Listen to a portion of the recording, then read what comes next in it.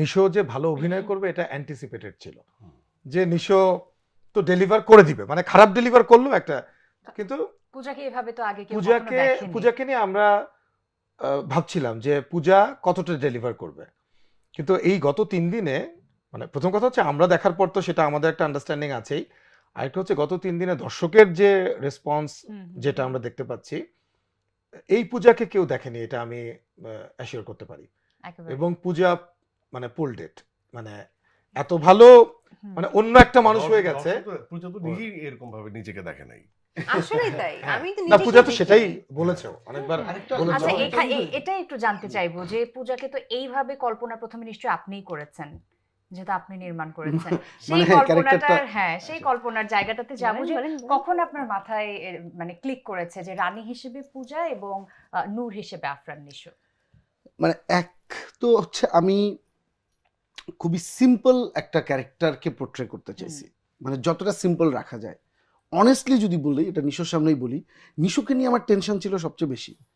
নিশো দেখতে সুন্দর, ওইটা আমি ওই দিনও বলতেছিলাম সিনেমা হলে, হ্যাঁ ও দেখতে সুন্দর, ওর চুল টুল মিলায় নায়ক, ফেসের মধ্যে একটা নায়কের আছে না, যে একটা সুন্দর মানুষের অবয়ব, দাঁড়াইলেই নায়ক। তো এইটাকে ভেঙে এটাকে একটা সাধারণ মানুষের জায়গায় নিয়ে আসা, গেট আপে শুধু হবে না, এটার ভেতরে ঢুকতে হয়, মানে লিভ করতে হয় ক্যারেক্টারের ভেতরে। তো ওই জায়গায় আমি কিন্তু অনেক কনসার্ন, চুল কি হবে, এই কি হবে, সেও কনসার্ন। তো আমরা অনেক কিছুর পরে যখন এটার মেকআপের কয়েকবার করে কিন্তু আমরা ওর ফেসের মধ্যে নানান রকম মেকআপ দেওয়া হচ্ছে, ওর চামড়া পুড়ে যাচ্ছে এরকম অবস্থা, আবার মেকআপ দেওয়া হচ্ছে, to make this so simple, to so struggling.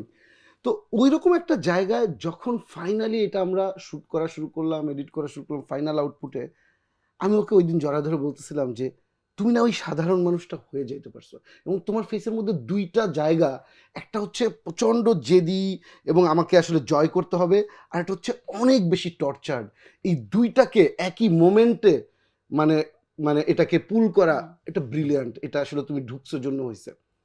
পূজার ক্ষেত্রে আমার ওইটাই ছিল যে আমি একটা সিম্পল মানে ক্যারেক্টার চাই, খুবই সিম্পল, যেটার মধ্যে নায়িকা মনে হবে না, যেটার মধ্যে অনেক গ্ল্যামার মনে হবে না, বাট সুন্দর হবে।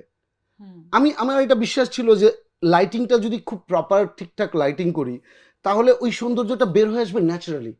সো ওইটার চেয়েও বড় কথা, ও কতটা ক্যারেক্টারের ভিতরে ঢুকতে পারছে, কতটা ন্যাচারালি এটা ডেলিভার করতে পারছে, যে তার হাজবেন্ড একটা জায়গায় আটকাছে, তার কি করা উচিত, এবং তার আগের যে কাজগুলা, সো সেইটা তো ডিফারেন্ট একটা স্কুলিং থেকে আসছে, সেই কাজগুলো ডেফিনেটলি অনেক ভালো ছিল, হিট কোর্সের জন্যই তো ওকে আমি আসলে চিন্তা করার জায়গায় নিয়ে আসতে পারছি, যে একটা স্ট্রাগলিং অ্যাক্টর এবং ভালো অ্যাক্টর, মানে স্ট্রাগল করতে পারে এবং ভালো অ্যাক্টর।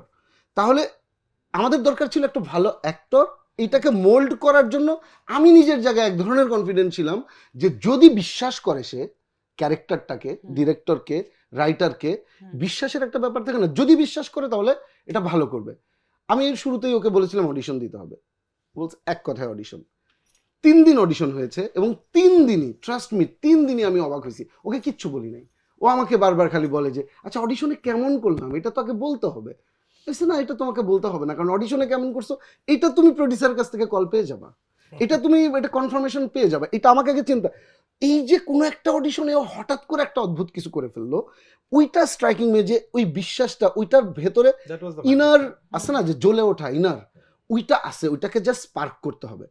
এবং ফাইনালি আমি খুবই আসলে আমার দুইটা কো আর্টিস্টের প্রতি এবং চঞ্চল ভাইয়ের প্রতিও আমি খুবই কৃতজ্ঞ, একজন আরেকজনের সাথে সম্পর্কের জায়গাটা খুব ভালো ছিল।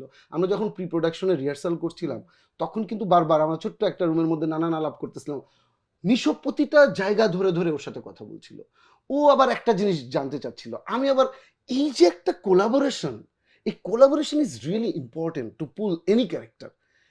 ফাইনালি আমি এরপরে ডেডিকেশনের জায়গা যেটা বলি, মানে পূজার কথা এটা আলাদা করে বলছি, কারণ প্রফেশনাল জায়গায় ওকে একটা নতুন প্রফেশনাল ওয়ার্ল্ডের মধ্যে দিয়ে পড়তে হয়েছে। ও অনেকদিন রিহার্সাল করছে নিজে নিজে, আমার সাথে আলাদা আলাদা করে সিন নিয়ে বসে।